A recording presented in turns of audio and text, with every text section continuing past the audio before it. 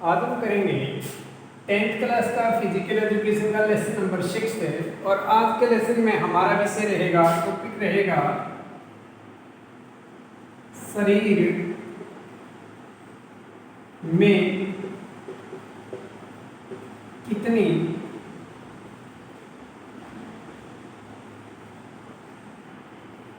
ज्ञानेंद्रियां, शरीर में कितनी ज्ञानेंद्रियां हैं वह उनके कार्यों का वर्णन,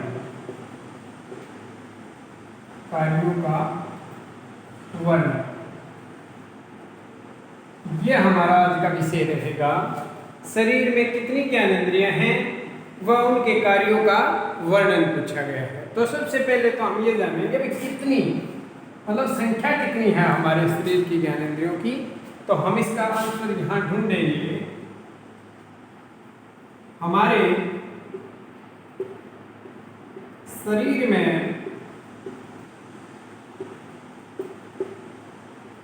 5 ज्ञानेंद्रियां हैं।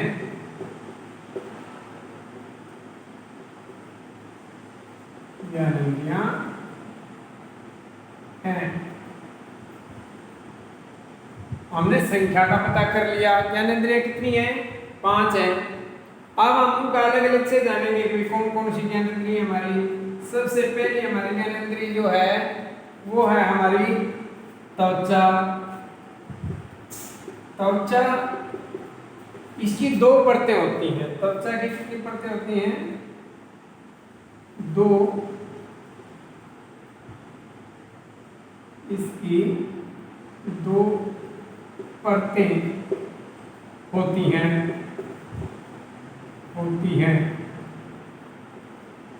कौन कौन सी है 2 परतें?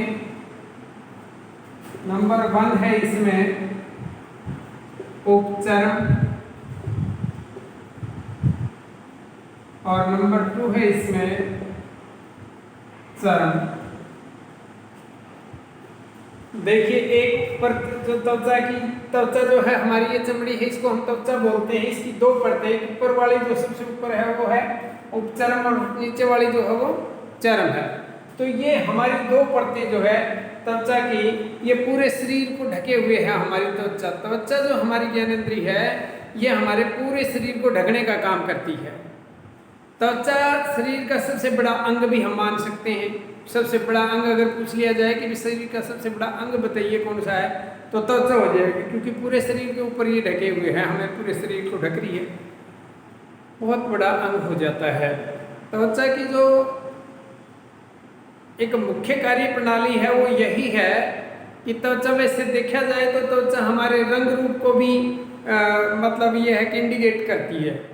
हम जब देखा होगा आपने, कोई व्यक्ति गुम हो जाता है तो उसके रंग कलर के बारे में बताया जाता है कि भाई रंग उसका गेहुआ है या फिर रंग उसका श्याम है, किस प्रकार का उसका रंग है। वो रंग निर्धारित करने का काम भी हमारी त्वचा करती है। कुछ लोग गोरे होते हैं तो कुछ लोग थोड़े काले रंग के होते हैं। वो किसके द्वारा निर्धारित होता है? त्वचा के द्वारा ही।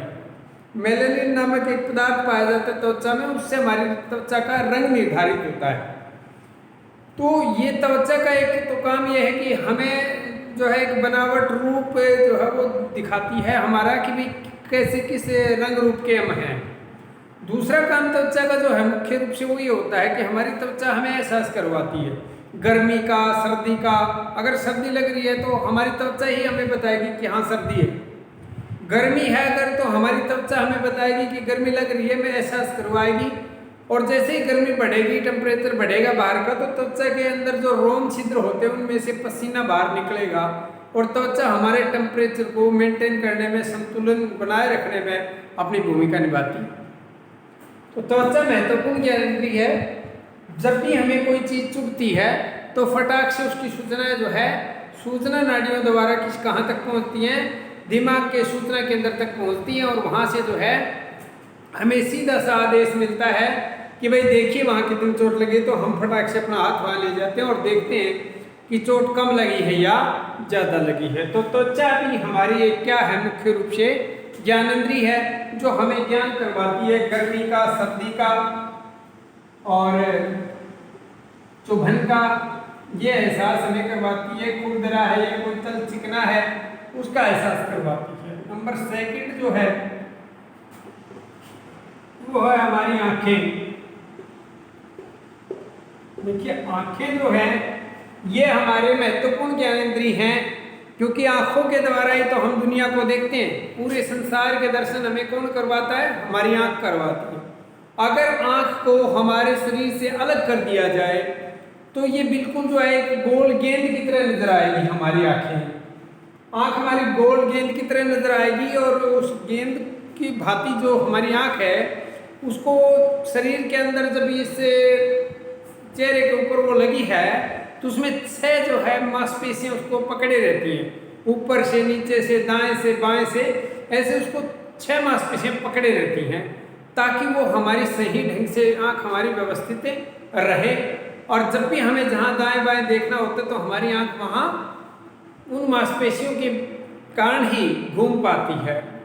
आंख जो होती है हमारी उसमें एक सफेद पटल होता है, बड़ा दर्द होता है, ये मजबूत होता है और सफेद होता है पटल। देखा होगा आपने आंख के कुछ भाग को हम बिल्कुल देखते हैं बिल्कुल वाइट है वो। उसके बाद जो है ना एक अंदर भाग है उसका रंग काला है, उसको कॉर्निया बोलते हैं। उसके अंदर जो है खून की नलिकाएं होती हैं और उसी कॉर्निया के अंदर ही हमारे चीज़ों को देखने की जो प्रतिबिंब है, परछाइयाँ बनती हैं और उन परछाइयों की सूचना नाड़ियों द्वारा हमारे दिमाग तक पहुंचती हैं और तब हमें पता चलता है कि जो चीज़ हमने देखी वो कैसी है, क्या रंग है, कैसा रूप है, कैसा आकार है, छोटी है या बड़ी है। वो चीज़ें देखने का जो ज्ञान है हमें वो क्या करवाता है? हमारी आंखें करवाती हैं। आंखों का महत्व बहुत अधिक है। ये पुरानी कहावत है कि आंख गई संसार गया। अगर आपको आंखों से दिखना बंद हो गया तो संसार आपके लिए जीरो हो जाएगा, उसी टाइम कुछ नहीं रहेगा संसार में आपके लिए और आप किसी दूसरे पर आश्रित हो जाएंगे। तो हमारी आंखें महत्वपूर्ण ज्ञानेंद्रिय के रूप में सामने आती हैं और हमें पता चलता है कि हमारी आंखें जो है वो कितनी महत्वपूर्ण है, पूरे संसार को दिखाती हैं, रंग कलर का एहसास करवाती हैं। तो आंखों की देखभाल करना भी बहुत ज़रूरी है।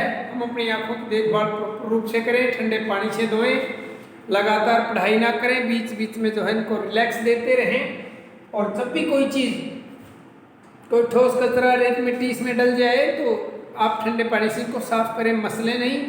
और किसी भी प्रकार धूल भरे वातावरण में कम से कम जाने की कोशिश करें। तो दूसरी जो हमारी ज्ञानेंद्रिय थी वो है हमारी क्या है? आंखें हैं। नंबर 3 है वो है